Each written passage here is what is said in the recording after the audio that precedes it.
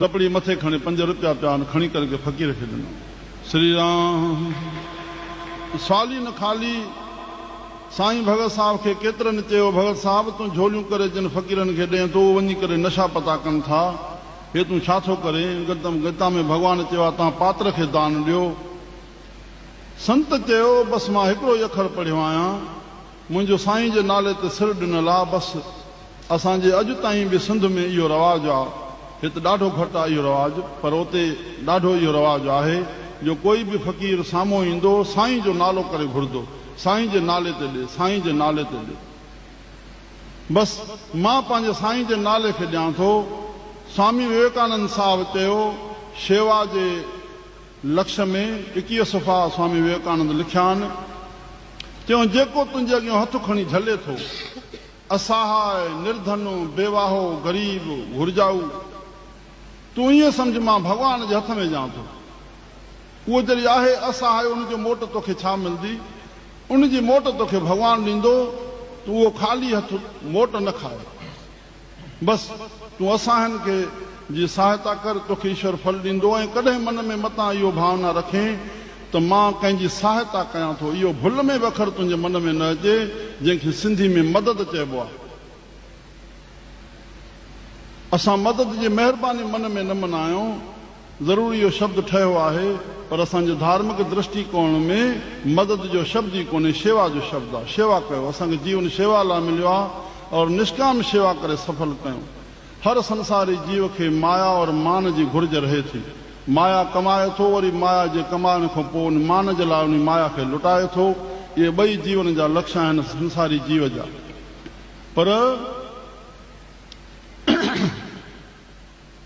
कोई बि समाज में जेकॾहिं शेवा करे थो त कोई सचो सत्संगी हूंदो, जंहिंखे का संतनि जी रहमत हूंदी, अंदर में नाम हूंदुसि, जो उहो जीव निर्माण थी सघंदो आहे। जो कॾहिं माया जी घुर्ज न अथसि त फिर बि मान जी ज़रूरु घुर्ज हूंदसि। केतिरनि अहिड़नि समाज शेवकनि खे ॾिठो वियो जो कुझु ढरा थी विया समाज शेवा खां, पुछण ते जवाबु मिलियो असांजी मान्यता कान थी थिए, शेवा छा कयूं? न बाबा, पोइ इहो त अहंकार पैदा थियो, मान मिले मां शेवा कयां। न, कम शेवा न ॾींदो आहे, शेवा जो मालिक फल ॾींदो आहे जंहिं हीअ आज्ञा कई आहे। कारखाने में जंहिं मिल में कमु कंदासीं असां हिननि जो कम जो फल मालिक ॾींदो, कमु न ॾींदो आहे। इहा असांजी भुल आहे त जंहिंजी असां मदद कयूं उहो ई असांजी महिरबानी मने, न पोइ असां सही लक्ष्य खे सम्झो ई न आहे शेवा जो। असांजो संत कंवरराम साहब निर्मोल रही करे और सुखमनी साहब में साहबनि तुक चई, कहिड़ी जीव खे अहंकार ऐं विकार ॿई नाश कनि था, पतित कनि था। विकारनि खां बची रहे जीव, पर जेकॾहिं शुभ कर्म करे थो त उन में बि अहंकार पैदा थिए थो। जनमण जो चक्र ॿिन्ही में रहे थो, हो लोह जा ज़ंजीर, हो सोन जा। पर साहबनि सुठी थ्योरी बताई, सर्व धर्म मह श्रेष्ठ धर्म, हर को नाम जप निर्मल कर्म। तूं हरि जो नाले खे हृदय में रखी करके, माना तूं समर्पण भाव तूं ही करें थो, तूं ही सभु कुझु आहे, हे बि तूं आहे, जग बि तूं आहे, शेवा बि तुंहिंजी आहे, सभु कुझु तूं आहे। बसि इहा भावना धारे करके मन में उनजो सिमरण करे जेकॾहिं तूं कर्म कंदे त उहो ई कर्म तुंहिंजो निर्मल बणिबो। निर्मल कर्म ॿियो कोई कोन थींदो आहे, कोई निर्मल कर्म थिए, पर कर्म निर्मल थिए उहो ईअं थींदो जॾहिं मन में नाम जपींदो और कर्म कंदो त उहो कर्म निर्मल बणिजी वेंदो। श्री राम। तंहिं लाइ हिते भगत साहिब जिन जेको भॼन कयो त जेकी मुख मां निकितो उन्हनि पंहिंजे कननि बि ॿुधो, वरी उहे शब्द कननि जे द्वारा अंदर वञी करके मन उन खे ग्रहण करे, इन खे चइबो आहे भॼन। वात मां निकिता पर उहे आवाज़ ॿियनि जे लाइ थी विया ऐं पाण खे उनजो मन इस्तेमालु न करे तो भॼन न थियो, उहा भगत थी वई। पर संत छा कयो? भक्ति न कयईं, भगत साहब बणियो जो निर्लोभ रहियो, बसि हुन लोभ खे बंदि ॾेई छॾियो। संत कंवरराम साहब सेठ हिकिड़ो जरवारनि में 500 रुपया खणी अची अॻियां रखी, जीअं रखे साईं हे जाॾे बि हलायो। संत वटि पंहिंजा खाता ठहियल हूंदा हुआ, कोई गांयुनि जे लाइ ॾींदो हो, कोई कन्याउनि जे लाइ। झोली खां सवाइ अलॻि बि अहिड़ा के माण्हू हूंदा जेके साईं खे पैसा ॾेई वेंदा। उन्हनि जो वज़ीर सां भाई मंगर राम उन वटि इहो खातो रखियल हूंदो हो। साईं हे काथे गऊशाला हुजे त उन्हनि में ॾिजो, साईं हे कन्याण जे दान में जो, जहिड़ी जंहिंजी भावना। कोई जर्नल ॾेई छॾींदो, साईं हे धर्म खाते काॾे बि ॾिजो तव्हां वञी करे। छो जो दुई लोचन सर्वाना विद्वानन त्रे लोचनन सप्त लोचन धर्माना ज्ञानी अनंत लोचनन। ब अखियूं सभिनी खे थींदियूं आहिनि पर धर्मात्मा पुरुषनि खे 7 अखियूं थींदियूं आहिनि ॾिसण जूं त कहिड़ो कहिड़ो पात्र आहे, कंहिंखे कीअं ॾियणो आहे। सो विद्वान खे 3 अखियूं और धर्मात्मा खे 7 अखियूं और ब्रह्म ज्ञानी त पाण परमेश्वर आहे। मुंहिंजा प्यारा संत खे उहा दृष्टि हुई, जीअं रखियो सेठ साईं जाॾे हलायो, अञा बसि खिण गुज़री मथां हिकिड़ो सूरदास अची बीठो, साईं मूंखे ॾियो। संत उन गोथरी खे खोले करे उन मां चाराना कढाए करके उन फ़क़ीर खे ॾिना।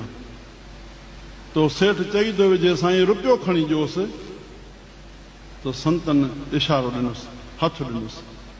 हिकु त इहा गुस्ताखी कयईं, जॾहिं हवाले करे ॾिने त संत जहिड़े नमूने हलाइनि, पर वधीक न चयऊंसि।